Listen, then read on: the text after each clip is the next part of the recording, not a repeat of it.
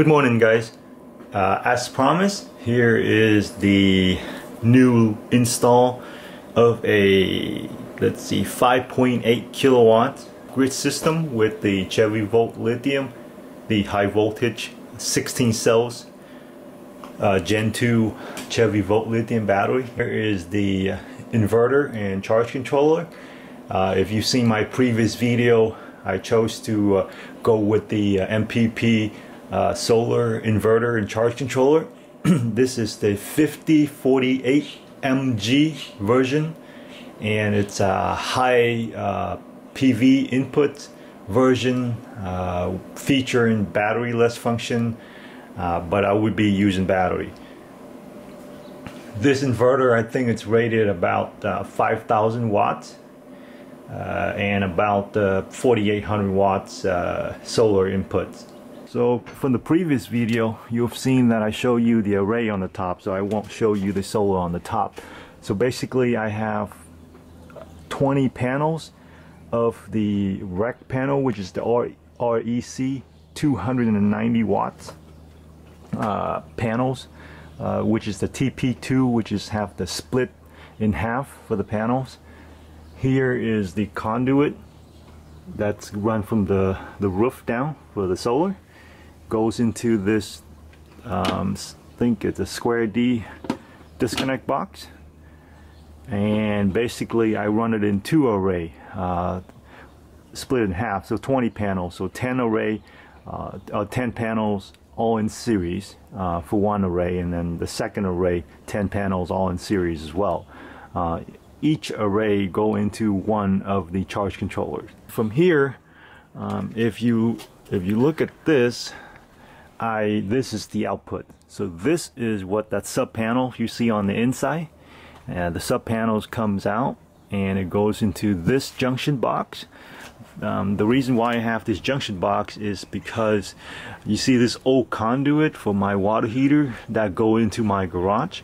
So I already have the wire run to my garage, and this is the power, the wiring to power the mini split in the garage. If you've seen from the last video, I installed a mini split that runs on 220 volt.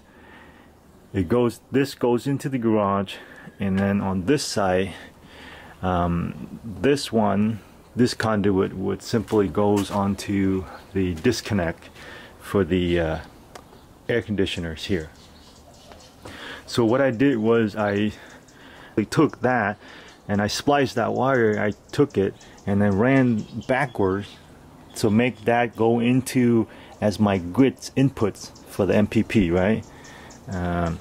That's the grid's inputs. I took the air conditioner for the grid's input, and I took the outputs of the inverter, and then I routed back here and then into my air conditioner here, so that it can run this big 2.5 ton air conditioner here. Basically, that's the all of the boxes and the conduit for the outside portion. Okay, so now we go back inside.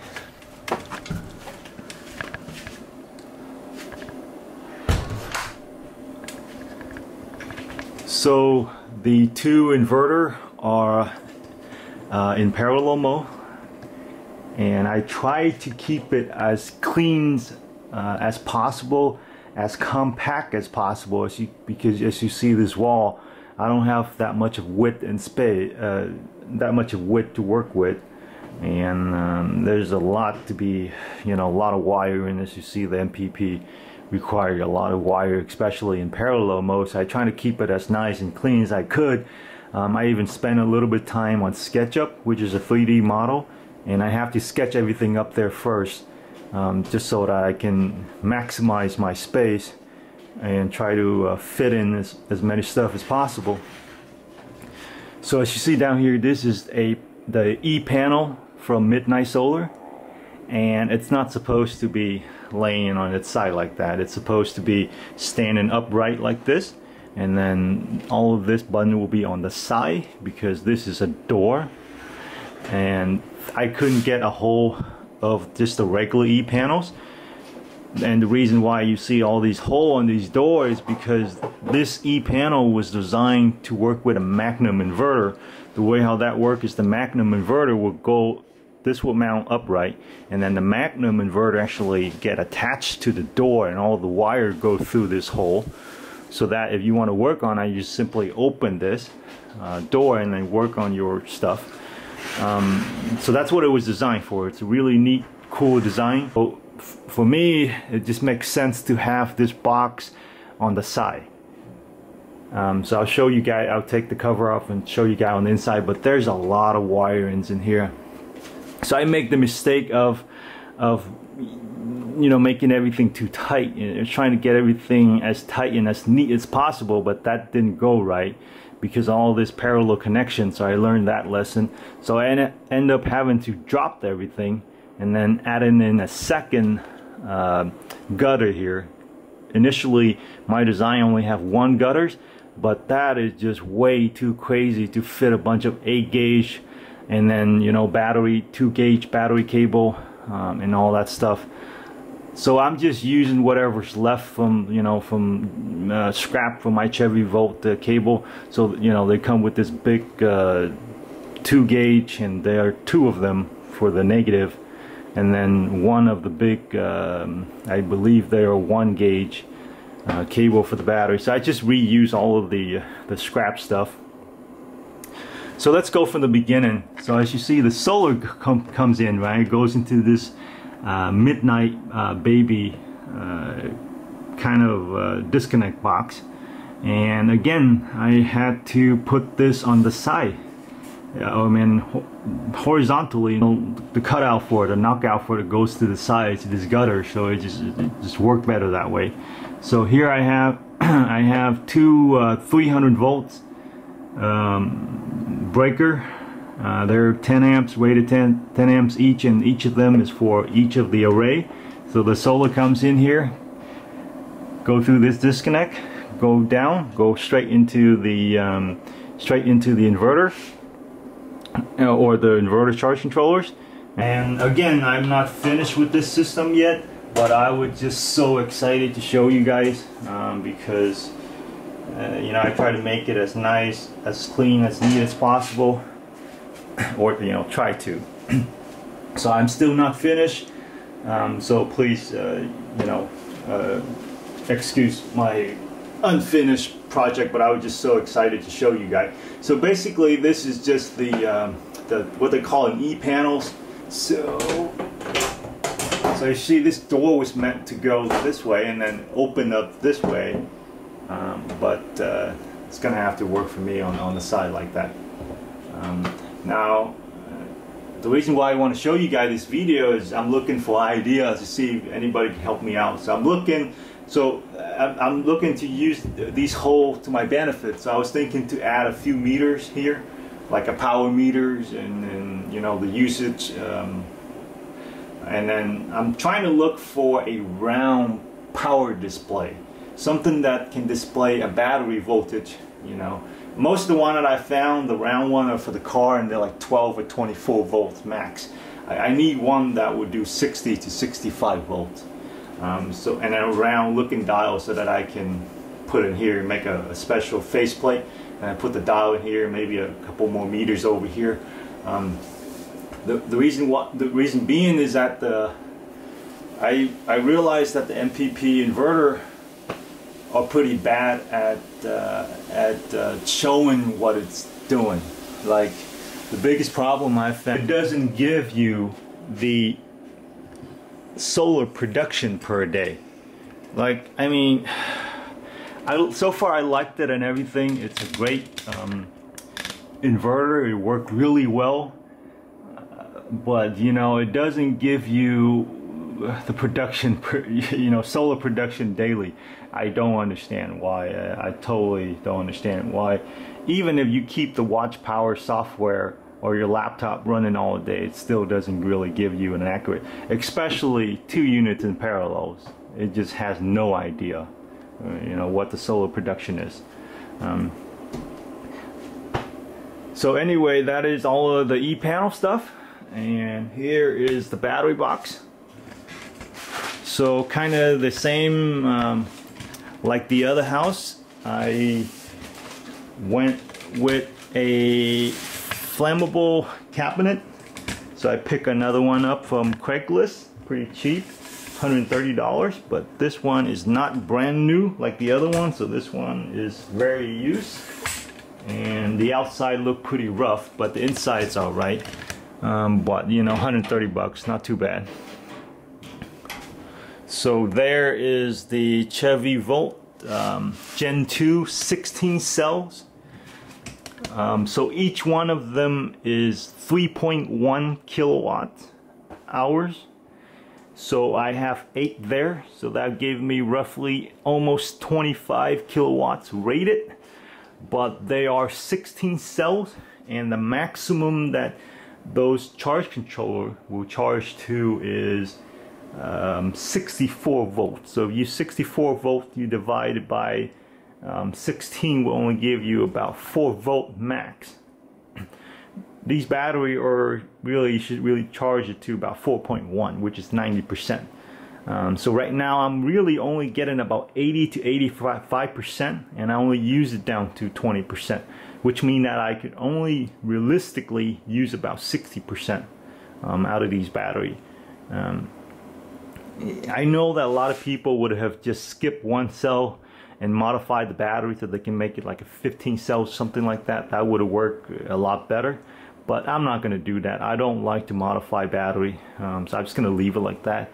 It's actually, I felt, you know, I feel a little bit safer only charging the battery to 4 volt anyway.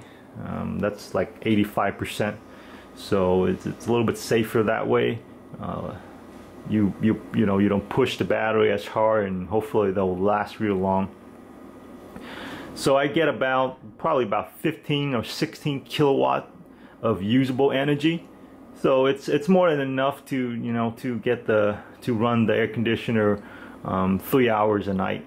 So I think it'll be all right. At first I only had 4 running for the test, and that definitely wasn't enough. The system would go into bypass to the grid, you know, around 5 or 6 a.m. in the morning. But with 4 battery, I'm hoping that it will be more than enough. So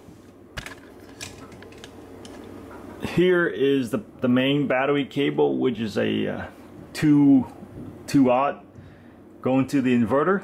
The cabinet was really high, and I can't put it over here, but that's not the main reason. I could have raised the whole thing up and then put the cabinet over here, but it's the width that's the problem.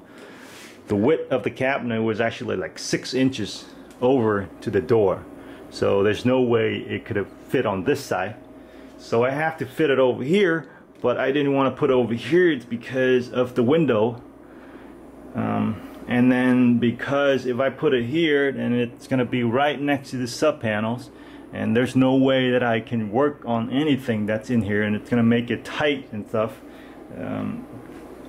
So I decided I'm just gonna stick it over here and then run the long wire, and you know, and just have to deal with that a little bit of loss, but just run the big wire and I think I'll be fine.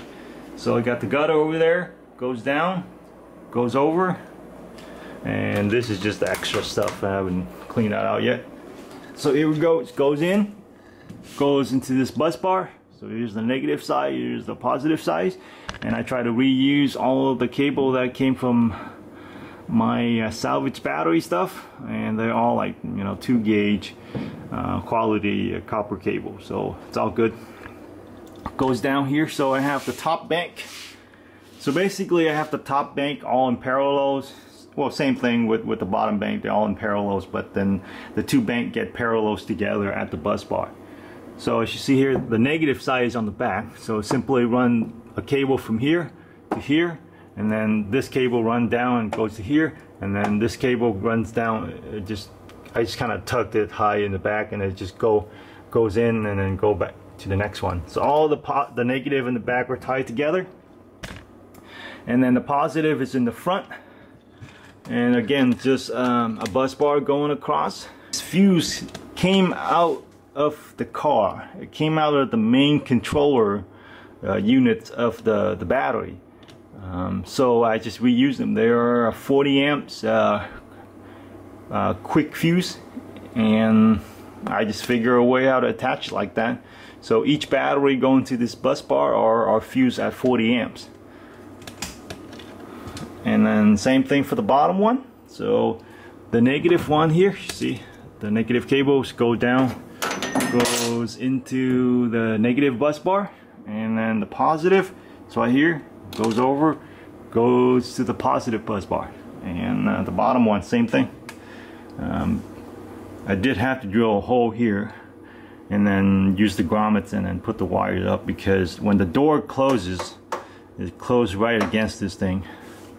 So that's pretty much it. That's the battery box. Now my plan is, it fits pretty good, so I got 8 here, so there's a chance that I might need more battery. If that's the case, I'll just get another shelf, put another shelf right across, and then probably go with 3, you know, was able to put 3 more battery here and leave this spot here open.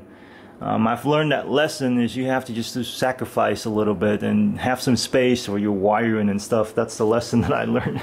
Try to squeeze too much stuff in there. Like my last setup is just too tight to do anything, so leave it open like that.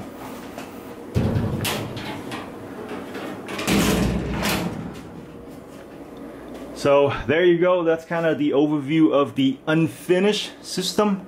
I'll try to get it finished next week and show you guys again, but I'm still stuck on those, you know, faceplate and dial and power meter, still trying to figure out which one to go with. Eventually I'll need one that can tell me how much solar production I get per day.